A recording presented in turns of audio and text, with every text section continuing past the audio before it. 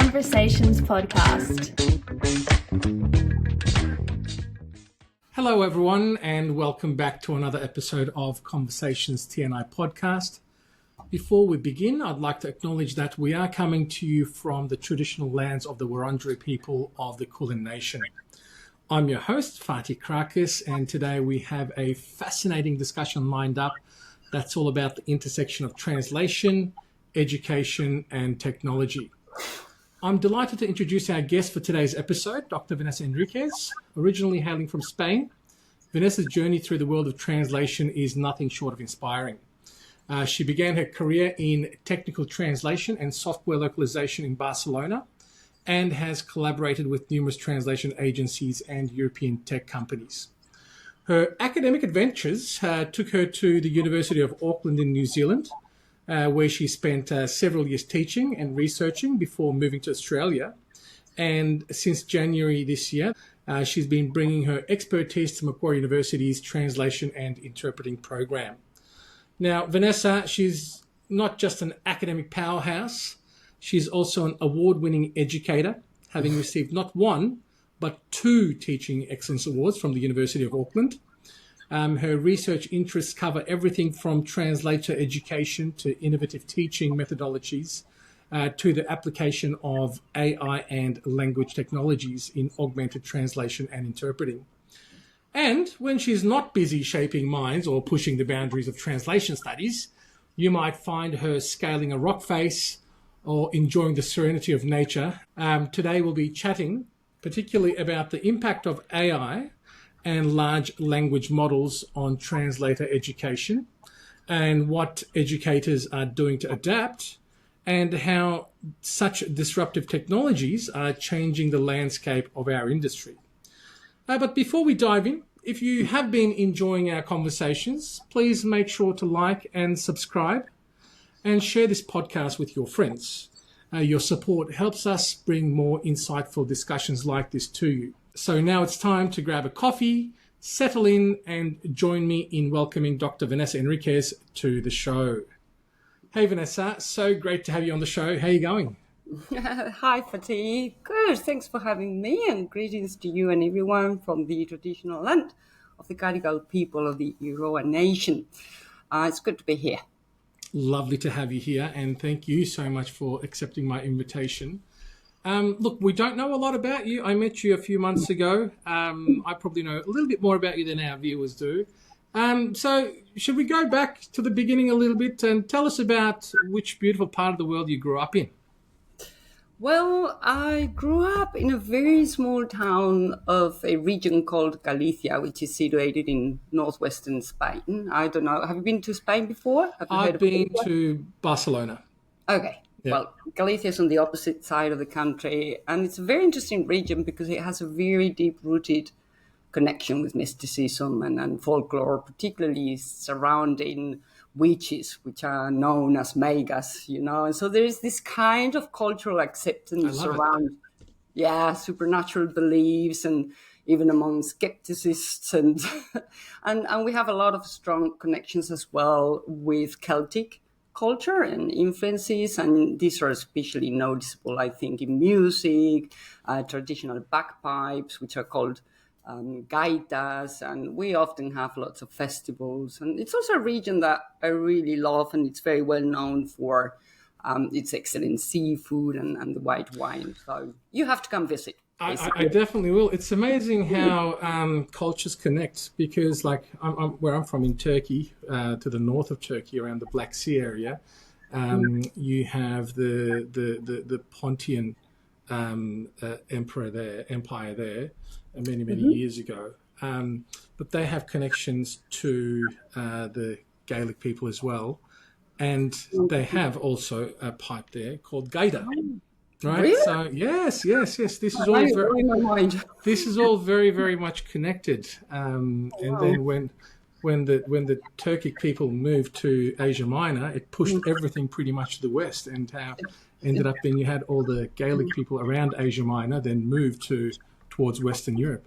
It's so interesting because now that you mentioned that, Galicia hosts the biggest international Celtic music festival in the world. And so, my special and favorite spot where it's held, it's actually this beautiful bar by a estuary, and it's called Caracas, which I think it's your last name, right? It is, yeah.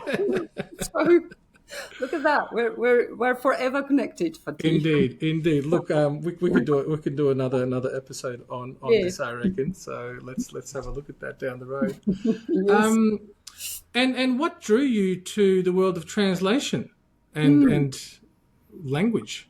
Yeah. Well, look, I think like a lot of people in this field, we are attracted to it basically because we have a love and passion for languages and cultures, right? And so I don't think my passion for translation was immediate. I think it developed gradually, and it was influenced by multiple experiences. Like, for example, I had originally studied science subjects in secondary school education, but I always had a strong passion and love again for languages. So at a very young age, I used to go to the UK and do summer schools there to learn English, even at the age of 11.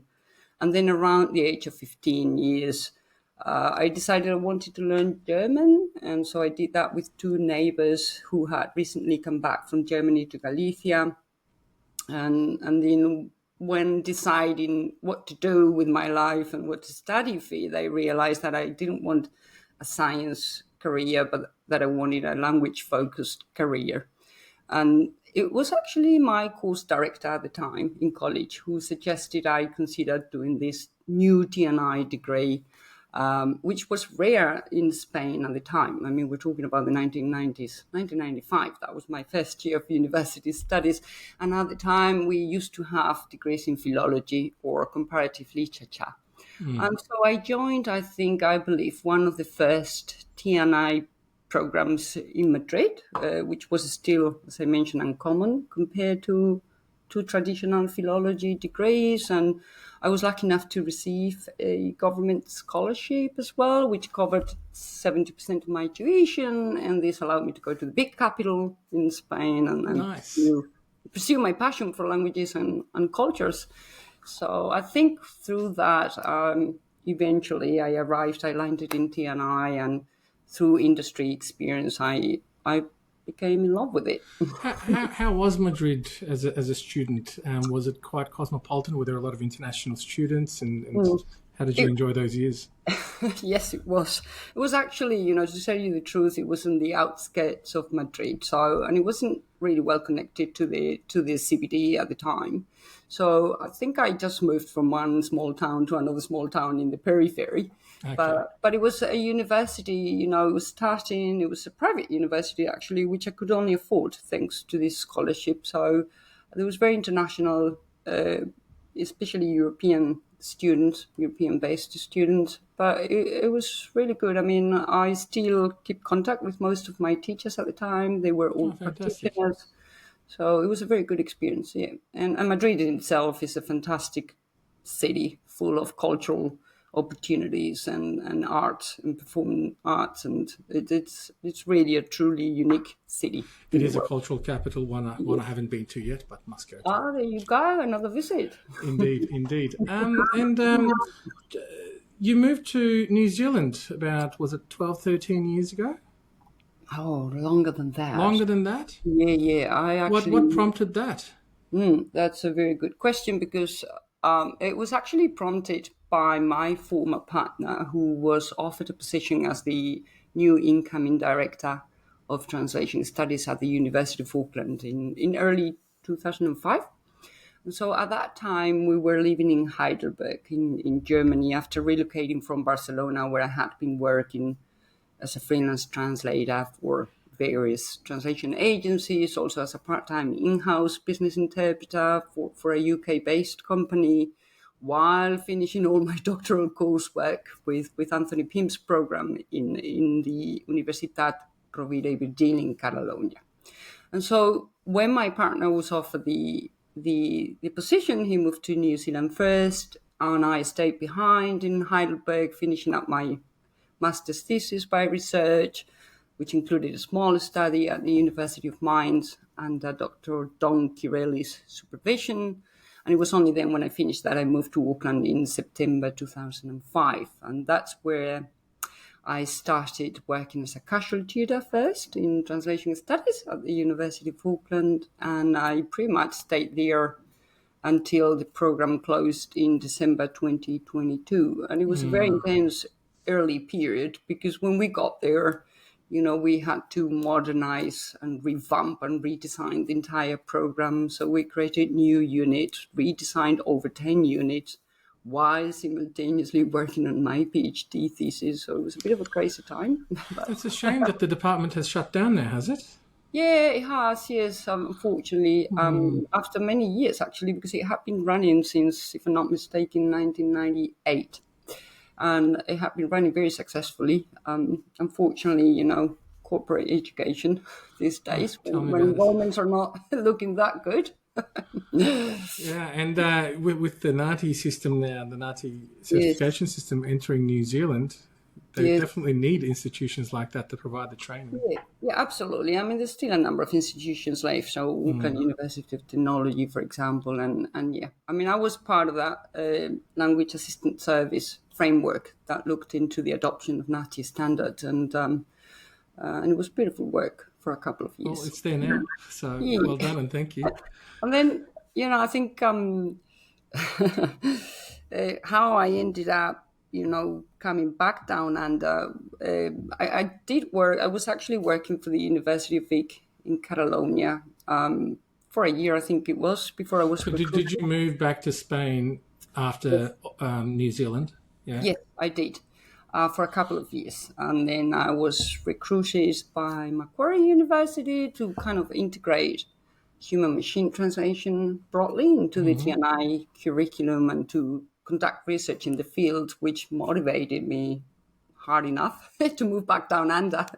And it's been interesting because these moves and these places in the Pacific Rim have really influenced all my experience, cultural experiences. It's this rich cult communities here. There's also a slightly different notion of translation for me compared to an European-based perspective. I feel like translation, for example, is more community-oriented here, whereas in Europe it's more large-scale, business-oriented translation. So I think there's a lot of good work to be done here in this region of the world. Especially when it does come to integrating technology, machine translation. And, there's a lot to be done here, not just from the point of the practitioner, but also from the point of LSPs, from the point of education institutions. I mean, I don't want to say we're behind, but because Australia is so, I guess, insular here, there's still a lot that can be done, whether it be with research and practice. So I think you've come here right at the right time. What do you think? Yes, I think there was a need for this position, and I think at Macquarie University there was a strategic decision behind wanting to promote implementation of translation technologies across the board, basically, not just in education, but in professional practice at large. So I think it was very strategic, yes. Yeah, there's definitely a lot of room there for developments. So looking forward to working on those with you, with Macquarie, with other universities, as well as industries and NATI as well. So there's definitely a lot to be done there. Let's watch this space together. Yes. Let's slowly bring us into our topic for today. Now, we're going to talk about AI and large language models and how that impacts translator education today.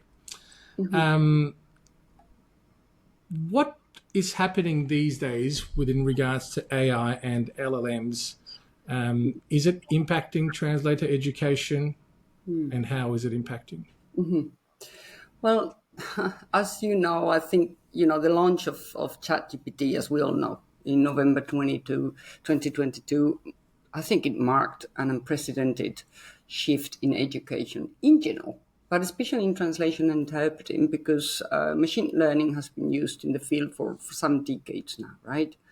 And so initially concerns kind of centered around academic dishonesty issues like cheating, plagiarism. And so I think we've largely managed to move past that, and we have evolved as generative AI has been more widely recognized as an enduring technology. And large language models specifically, they have really versatile capabilities and multilingual capabilities, but they also come with a lot of limitations, and they are making, because of that, substantial impact on translator education, simply because these tools now support a wider range of natural language processing tasks, like text generation, comprehension, speech recognition, speech synthesis, image generation, image analysis, and they're adapting effectively based on context and user interactions, which we hadn't seen before. And so in translator training, I think these tools, specifically LLMs, can help students produce context-appropriate translations and even enhance their own cognitive processes, right? Like, I don't know, assisting in source text comprehension, generating target texts that are tailored to style, tone, register audiences and multiple domains and demands, enabling pre-editing, post-editing, revision, research synthesis, domain-specific glossary creation. They really have simplified a lot of T&I tasks, particularly, again, data synthesis and analysis. But at the same time, they have heightened or increased the focus on ethical and responsible AI use, right? And so a lot of the discussions today and training today will also centered around data governance and confidentiality, bias detection and mitigation, what else? Recognition of the limitations and capabilities, and the need to keep, the human in the loop, in the center. So it's impacting a lot on education because it's a disruptive technology that has enabled us to produce more nuanced tasks, so to speak. So I think the impact is unprecedented and very significant. You find that you're trying to kind of find your feet with it as well because it's so unprecedented? Yes, What do you do to keep up with these changes as an educator? Look, it's I tend to upskill a lot and do a lot of courses on platforms like Coursera. Be open to change and learning, right? I guess that's an important thing. I mean, especially if you've been in the business of teaching translation technologies, and that's your core business, then obviously you have no choice. But I think this is true for anyone teaching any course these days, not just translation technologies. Maybe I can elaborate on that a bit further later on, but adapting to generative AI in education in general is complex, I think, because it's fast-paced. There's changes all the time, and it introduces multiple demands. And educators face many challenges here, like balancing, upskilling, teaching refinements, responding to different cultural backgrounds, classroom dynamics, learning styles, literacy levels, and all within limited study program durations, right? And then, let's be honest, universities are not always that agile in implementing changes. So, I don't know, in English-speaking countries, for example, a notable limitation is the short length of programs, right? So T&I programs mostly are 1 or 2 years, and this makes it really difficult to fit comprehensive AI training into the curriculum.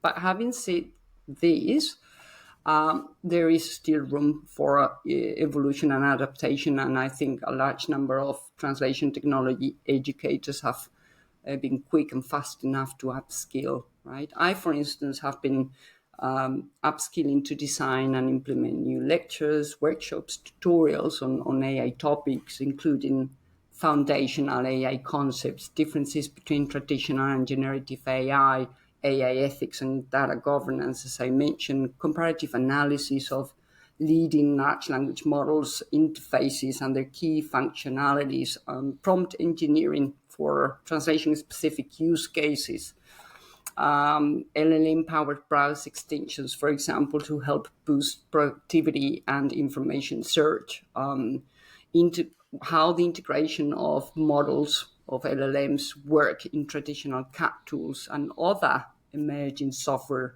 wrappers in the language industry, right? Like Co-Translator AI or GabiT. So I think, look, this gradual evolution in teaching is just really necessary to prepare students for a technology-driven future in translation. So it's been a lot of work in the last 2 years and a lot of upskilling, but I don't see any other way. Well, you look like you've done a lot of learning yourself. Yes. What do you think about language skills of a translator then? Like if all of these are, most of the work it looks like could be done by generative AI, should you have a good enough understanding of the languages so you can do some editing, post-editing, or do translators still have to have a really, really good, extreme high level of both languages? Oh, absolutely. Their A1 and A2 languages. Is it going to like water down the level of language expertise, you think? No, I think you have to have a really well-balanced approach to tech-supported training versus non-tech supported training, because we have to keep the foundational core competencies in place. And AI. I think that's key. I think that's very important that we do that. Yeah, and you have to be exposed to both conditions with and without support and tools and AI. And the other big element here is that these tools do not perform equally well across all linguistics types scenarios. We know that. So even with major languages, resource languages, and less risk-adverse text types, we still need that human oversight. We still need to cross-check the output of machine-generated translations, so to speak, against other more trustworthy and verifiable sources of information. So that hasn't changed. This is just another tool in our repertoire of tools, right? But they're powerful, highly adaptable and versatile tools. That's the difference. Exactly. We've got to treat them as tools. Yeah. What happens, like, does this happen? Does the machine ever translate better than the student? And when that does happen, what do you do? How do you keep your student motivated when the machine's done a better job than them? That's a very good question, Luca, and that's something that I've been noticing for some time now. That sometimes these tools produce better quality translations than those produced by my own students, and this serves as a good wake-up call, I think, to emphasize both the potential and limitations of AI in translation, and to actually teach our students that using these tools versus translation from scratch are not actually mutually exclusive competencies, right? And I think, I tend to see students sometimes pretty discouraged seeing machines translate faster and with fewer errors, at least when they begin, when they're really early novice translators. And this, I think, makes our role as educators even more fundamental in framing this experience, right? Because I, for example, and many of my colleagues, we tend to emphasize what machines can't do effectively, right? Such as cultural and emotional sensitivity or situational understanding or creativity, the kind of creativity a human can bring in. So we focus a lot on that to keep levels of motivation up. Also on the highly adaptable nature of large language models, which can be adjusted. So if you engage students in adjusting prompts through prompt engineering and in-context learning during model inference, then they are encouraged to experiment a bit more with prompts and the kind of outputs to see how they can influence the model's behavior, basically, to get it to produce the kind of output they're after. So I think it's all about those prompts and guiding the AI, isn't it? Now, what do you do at Macquarie University, which is where you're teaching at the moment? How are you integrating AI and these translation technologies into the curriculum there? Like, what are you doing at Macquarie? Well, at Macquarie University, as you know, I've only landed in Australia in February this year. So I'm about to complete my second semester. So a lot of the work that I've done throughout these 2 semesters has been first and foremost to familiarize myself with the whole TNI curriculum, to have that high-level overview. And then second, to revamp and redesign the units that I'm teaching, also with a view to implement translation technologies across the board again, not just in dedicated tech courses, but outside those to embed them in translation theory and translation practice courses.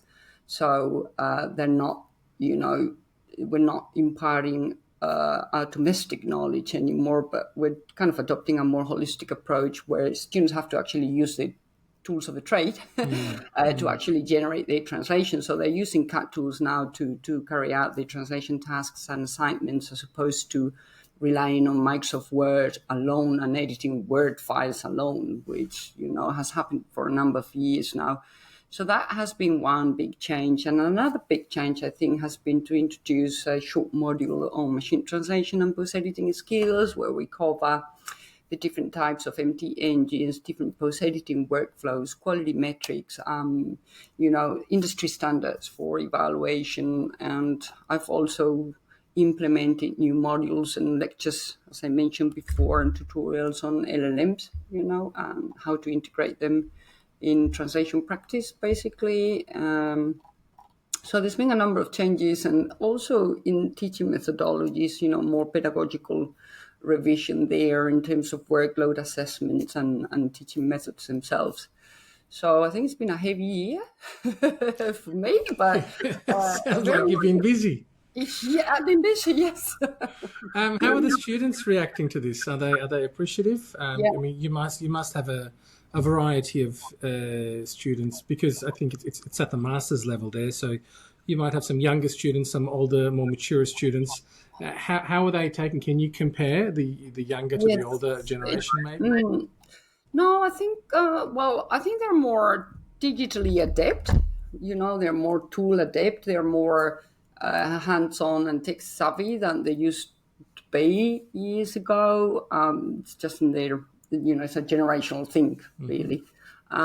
What I'm noticing is that because of this initial discourse around academic dishonesty and cheating and plagiarism, I have had to put a lot of emphasis and effort on actually making the whole interactions with LLMs more transparent and actually bringing them into the classroom so that we can share links and we can share conversations with these tools to actually assess the risks and benefits and limitations by adopting a process-oriented methodology to analyze their interactions, right? So that has been, a little bit difficult because there was resistance in the beginning to share or acknowledge the very fact that they are interacting with these tools to produce their translations.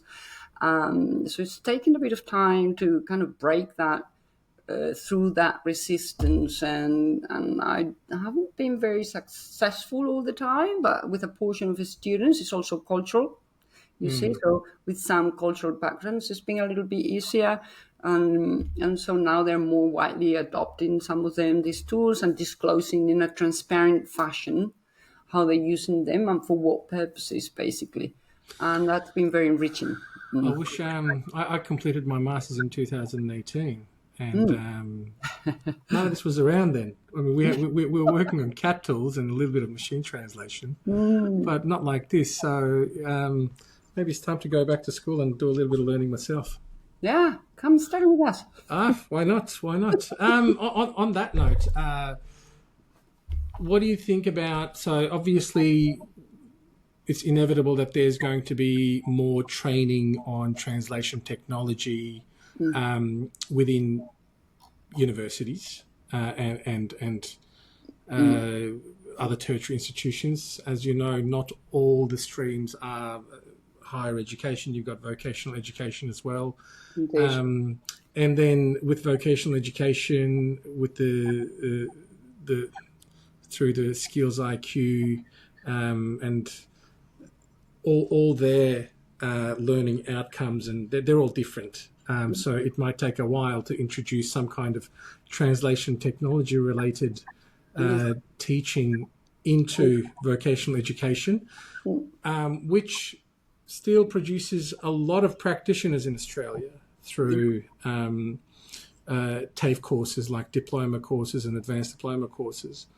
I think even though it's very recently has been reviewed, but I think it could be up for another review again with all this translation technology that needs to be embedded in there, because it would be quite unfair that the only way you would be able to access this kind of education would be through a master's degree. And as you know, not all languages are offered in most of the institutions, so there'd be quite a large chunk of potential practitioners and current practitioners who will be studying. They might not have access to this kind of education. So what do? What about these translators? Either they've completed their training or they're not going to be able to access training due to the institution not offering their language and whatnot. How can current translators, practitioners stay up to date with these latest technologies? Well, I think there's a wide range of options to stay current, with the latest technologies. I, for once, do not enroll in master programs all the time to upskill. So I'm trying to say that there is a set of options available, and even with continuing education and professional development courses like the ones offered here at Macquarie, or any other universities, I think they're excellent ways to build on existing skills, basically. And also, if you think about the decentralized nature of education today, that also provides ample opportunities outside traditional university systems, polytechnic universities and TEF options. And this includes, online courses. I mentioned Coursera before, for instance. I constantly enroll in courses in Coursera to upskill and other similar platforms. But there's also a huge benefit in reading latest research, attending conferences, webinars, both free, paid, joining industry forums. I constantly join forums, including, Translating Europe forums, software developer forums. And these are great for networking and knowledge sharing, basically. And, translation tool vendors, for instance, they also offer a wide range of learning resources to maximize software use. So, tutorials, video tutorials, user manuals, self-directed learning and experimenting all the time with new technologies through trial and error. It's also highly beneficial, I find, at least for me. So there's plenty out there if you know where to look, you're saying. Exactly. But it's that mindset of long life learning, right? And adapting that is key to staying at the forefront, basically. I think you've hit the nail on the head there. It's very important we've been talking about AI now for a couple of years, augmented interpreting and machine translation. And I think it's quite important, first and foremost, to be open to this change. I mean, it's already happened. It's not like it's going to happen. It's already happened. We're already playing catch up. Yes. And by the time we think we've caught up, there's like another 2 new versions of ChatGPT that's been released. So I think it's quite important that all of us, including practitioners, LSPs, educators, language service managers of institutions, we've got to be open to these things. I mean, this is not happening. This has happened, and we are already playing catch up. Yeah. And we can maximize our output. We can make life a little bit easier, but we just really need to understand how to work with this tool, right? Yes, exactly. And I think you've touched upon a very important aspect there, and that these technologies, which are exponential, they represent a moving target. So it's just constantly evolving and constantly adapting, because at the end of the day, from a teaching perspective, it's just virtually impossible to overhaul teaching and assessments from one day to the other. So you have to engage in more creative ways of learning, of providing learning opportunities. And there are a number of methodologies there that you can use for that. But even from a practitioner's point of view, I mean, I don't think there's escape to it anymore. And even I wanted to mention before that, traditionally educating in the use of translation technologies used to be the realm of educators with a background in translation technologies. But today, AI is everywhere. It's embedded everywhere. So it's no longer a choice. I don't think that's left for translation technology educators anymore, but to any type of educator, because students are already using it, and if we want to reduce the gap in existing knowledge and pragmatic use, not only between educators and students, but in society at large, I don't think AI literacy is a choice anymore, to be honest. And the thing about, I think, in my opinion, in Australia, we sometimes, because we're so far geographically from the whole thing, when it comes to, I guess, Europe, we're a little bit behind the black ball. The issue then for me is we're not keeping up in time with all these changes, and some of us are even close to the idea even of a little bit of change. Another issue here is different. We've got so many community languages here. We're talking about 150 plus languages. That itself is going to bring challenges, including people of these communities and their computer literacy levels and so many other things as well. So I think the challenge in a country like Australia is much larger than places like in Europe, for example, where you have a fewer number of languages, more standard in literacy, I guess. How do you think that's going to impact the developments in a country like Australia? In a country like Australia, where there's a lot of community-based translation and interpreting services, right? That's perhaps the main takeaway here. But look, I think AI and language technologies in general, especially machine translation, automatic translation, are increasingly used in community settings, especially in healthcare. We've seen a few instances, for instance, here in New South Wales, where there's research showing that health clients do not use in-house interpreters, and they tend to rely more often on machine translation, for instance. And we're seeing similar patterns through research in refugee and asylum-seeking context. And so it's a shift that is certainly reshaping how TNI services are accessed. I'm not saying that's a good thing. That's quite dangerous. We're all talking about low-risk, high-risk situations. I understand I'm that. not saying. I'm saying that this is a reality. Yeah. that research is substantiating in recent years, where free online machine translation gets to be accessed more and more frequently, and so that obviously poses a mismatch or a misalignment with current policies informing or not recommending the use of machine translation tools in these settings. So we have a misalignment there between what happens in reality and what policy dictates. So I think this is a good moment for the industry as a whole to get together and maybe revisit some of those principles and some of those assumptions behind it. Absolutely. Because what it requires, from my point of view, is education. So MT literacy education, along the lines of the work that, for example, Limbaugh has been doing for years to educate society at large in the use of MT. So, it is reshaping also community-based D&I services. And I think,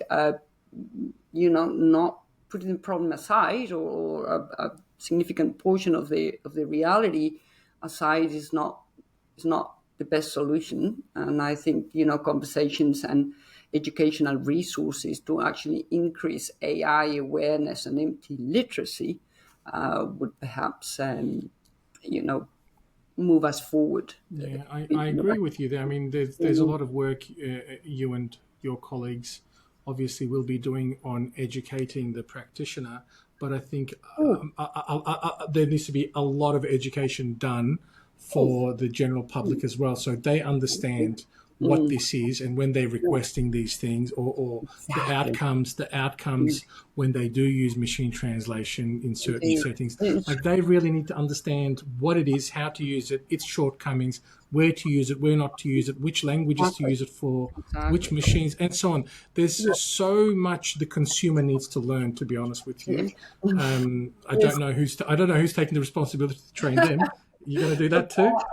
I think that's something that we've been, experiencing for quite some time now, but it's not so much the practitioners that we need to educate, because we're preaching to the preachers. I know, right, yeah. But it is, in a large sense, even in the healthcare example I referred to earlier, it's just not the health clients, it's also the doctors. So when I refer to society at large, I mean, in this case, healthcare professionals as well, government officials. So all the users, all the parties involved in these communicative interactions that are technology mediated. And so to me, it pays off to learn what degrees of technology intervention are possible and at which points in the communication journey, in this case of a patient's communication journey, for example, or healthcare journey. And we, TNI, the scholarly community, has been doing good research in that arena. So this is a lot to be done to educate. Well, it's a great time to be in the industry. There's a lot to be done. Yes. I was just listening to a podcast yesterday, and they were mentioning that large language models eventually consuming themselves because so much of the output is going to be done by them. Because currently on the internet, obviously they're using human output and then putting it together. But then eventually they're saying the internet will be full of LLM generated content, and then it'll start consuming itself. And instead of getting smarter, it'll actually get dumber. What do you think about that? Well, it was a theory. But I usually, hesitate making predictions, but what research has shown is that when you actually train these models, including neural machine translation models with machine translated output, with synthetic data, model convergence, that is, it gets to a point in which the quality doesn't increase any further. Yeah. And so the question really is, where's the data going to come from, especially for the low resource languages? Because if research has already shown that I think up to 50% is more or less okay, you can increase model performance a little bit, scale it out, but from there on, I think it just produces worse quality outputs. So, and again, I mean, we've seen this as well with machine translation, that the risk of language de-skilling, which is also a concern. So I'm really not sure where this is all going towards, in which direction. But what I know is that, translation is certainly far from being a solved problem from a technology point of view. Yeah, look, I don't think there's going to be anything resolved anytime soon. So No. I think there's going to be a lot of watch this space consistently and constantly. And if you think about it too, the way the current language service industry is set up, the kind of infrastructure, the tools that we have, which are basically based on segment level translation. I mean, how are these providers going to restructure all the technology infrastructure to all of a sudden implement large language models and have an API call every time for a single linguistic problem resolution and the cost behind it? I don't think it's going to be a complete overhaul overnight. No, you're right. So I want to bring you to the Teaching Excellence Awards you won, not once, but twice. I'm an educator as well, and I love teaching. What's your secret to engaging students in such a rapidly evolving field? How do you keep them motivated? I buy them chocolates and beer sometimes. No. Nice. I'm definitely enrolling. Yeah, you get chocolates. No, look, I think, I'm definitely a reflective educator. I take a lot of time to think things through, and I not only emphasize intellectual ability and cognition, but I bring into the classroom a lot of the emotional intelligence values as well, including motivation, engagement, approachability. And I think, these values have been underestimated for many years in education. They're being more widely recognized now.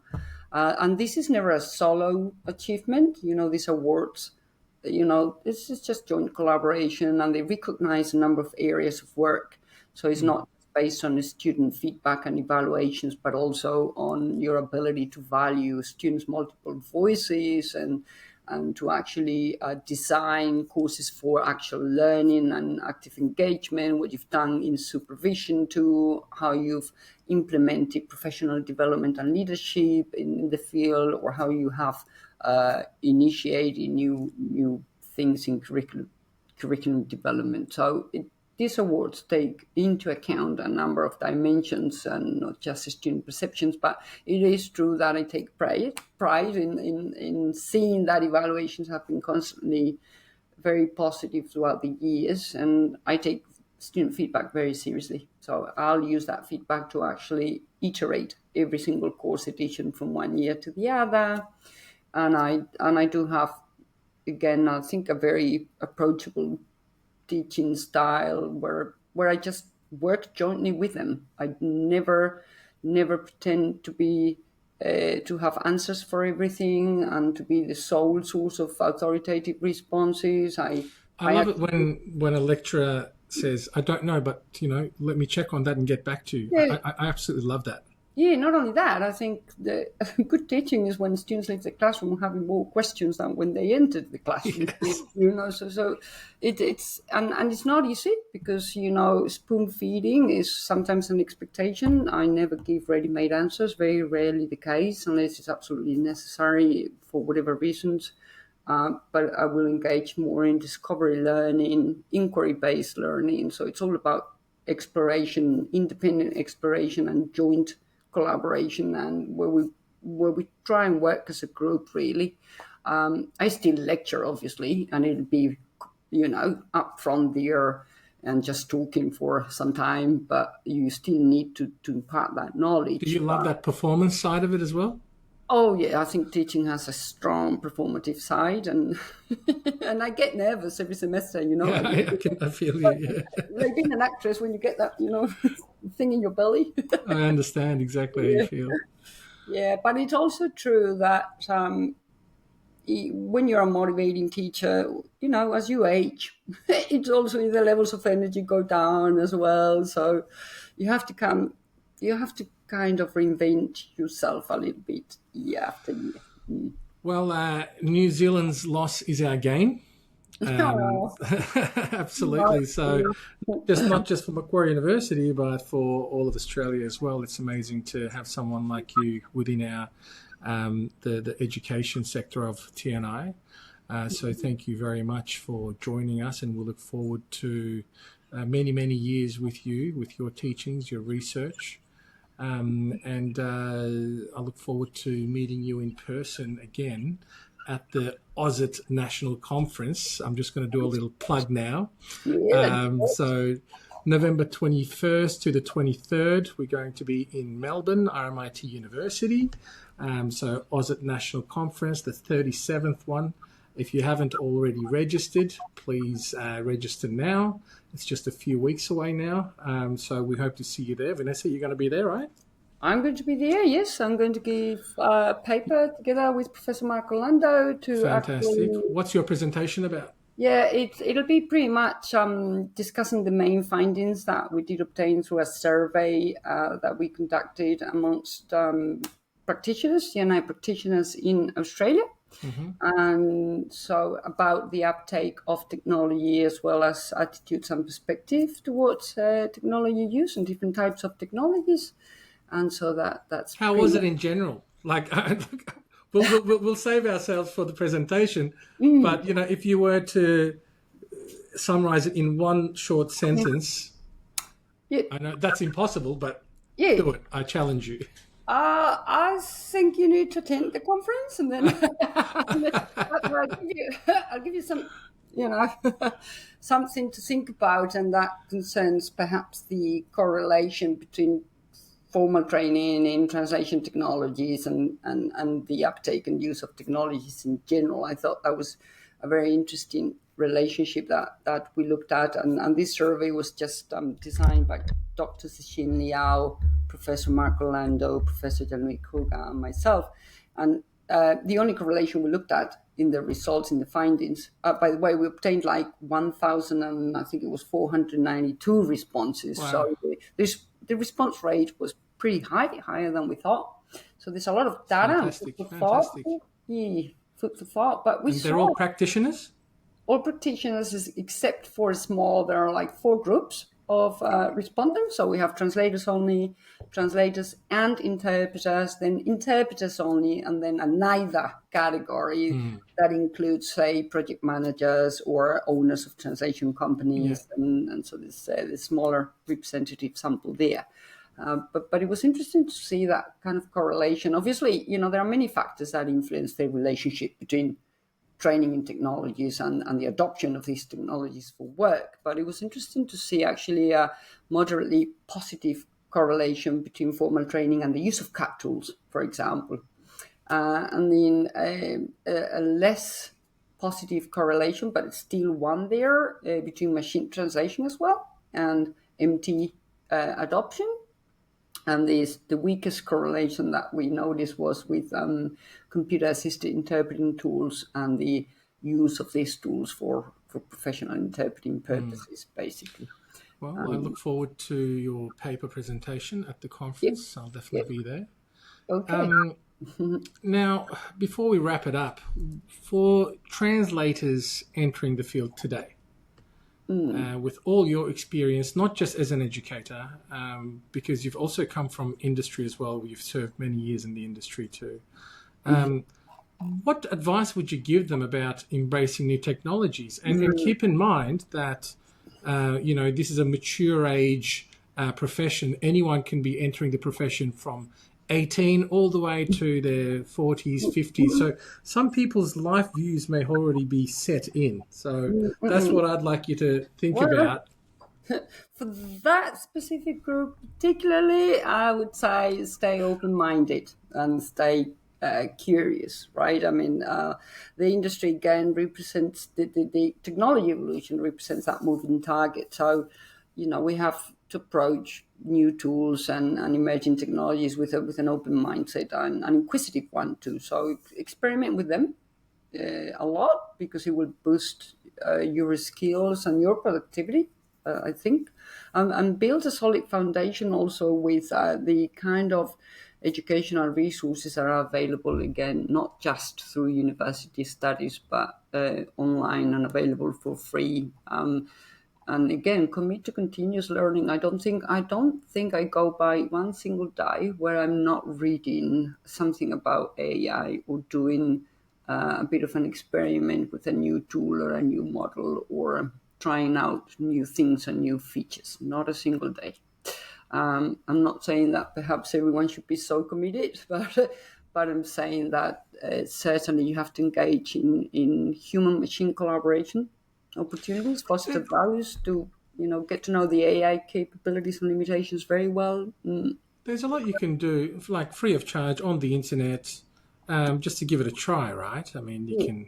Exactly. You don't have to be out of pocket to try any of these new things. Not at all. I mean, look, the way I learned about these tools is just simply by reading the user manuals, terms of services, and just reading the main characteristics and functionalities that they have. Free versions, beta versions, there's exactly. heaps, or trial versions, whatever. Compare the strengths and weaknesses of one model against the other, for example. Try different transcription services if you want to play around with captioning and transcription, and then post-editing those transcripts. And there's so much you can do. I always think that as human beings, we're only afraid of things that we don't really know anything about, the unknown.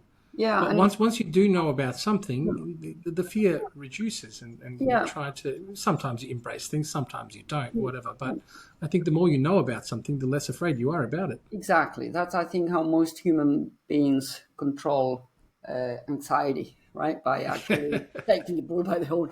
But also, what these models have done, I think, or are doing for us, is that we're no longer starting from what I sometimes refer to as search blindness, web blindness. So not knowing where to start from when you have to search a new topic domain. Now they're giving you a basis, a good synthesized basis to know where to start from. So, and that's changing radically the way we interact with information. So I think, they're facilitating a lot of that research process that it was or used to be very time consuming which still is in many ways because you have to cross-check and verify and everything. But, you're starting with a good sounding board now. Well, fantastic. Look, thanks again for all of that, Vanessa. Before I let you go, I want to talk a little bit about your rock climbing. Now, you were in New Zealand for many years, and I'm sure... well, first of all, let me ask you, did it start in Spain, the rock climbing interest, or was it in New Zealand? Oh, it actually started, oh my gosh, some 20-something years ago in Aachen. Do you know where Aachen is? Aachen, no, it sounds German. It's that kind of three-corner border place because it borders with the Netherlands, Germany, and Belgium, right? And Belgium, yeah. Yeah, and so I moved there when I was, I think, around the year 2002, and I wanted to upskill my German, and I wanted to work in Germany for a little while here and there. And my cousin was living there at the time, and he's a really, really accomplished climber. And so he was the one who took me there for the first time to climb outdoors on real rock. And I loved it as much as I hated it because it was very intimidating, right? But from there on, I climbed a lot that year. And then I went to Mallorca for climbing, which has stunning climbing spots. Then Catalonia as well, Montserrat, for instance, Krabi in Thailand, beautiful, fantastic climbing destinations. And then I stopped for a while, and then in Auckland, I started again. And I climbed really hard for many, many years. But then I stopped. I've been doing it on and off for the past 4 years for health reasons. But I do plan to get more regularly into it again. Well, towards your west, you've got the Blue Mountains. I've got paradise next to me now. Yeah. So hopefully, have you looked at the cliffs and gone, yep, I'll be climbing you soon? Yes. Just starting to train indoors first, and then when I'm a bit ready, I'll go back outdoors as soon as I can, probably for the summer season now. Fantastic. Well, I look forward to hearing about it. Great. Thank you so much, Vanessa. What an amazing chat. Look, good luck and all the best at Macquarie University. Again, welcome to Australia. Thank you very much. We hope to see you here for many, many, many healthy, fruitful years ahead of you. I look forward to seeing you again at the AUSIT National Conference and presenting your paper there with Mark Orlando. And good luck and all the best with everything. And thank you so much for your time today.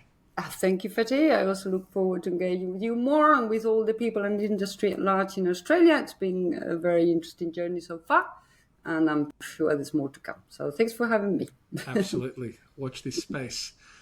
And thank you, everyone, for tuning in again this month to Conversations TNI podcast. Like I said earlier, please don't forget to like and subscribe. And also, if you haven't done so already, register for the 37th National AUSIT Conference. It's going to be in Melbourne this year. I'll be there, and we look forward to seeing all of you there as well. Take care and all the best. Thank you. Conversations Podcast.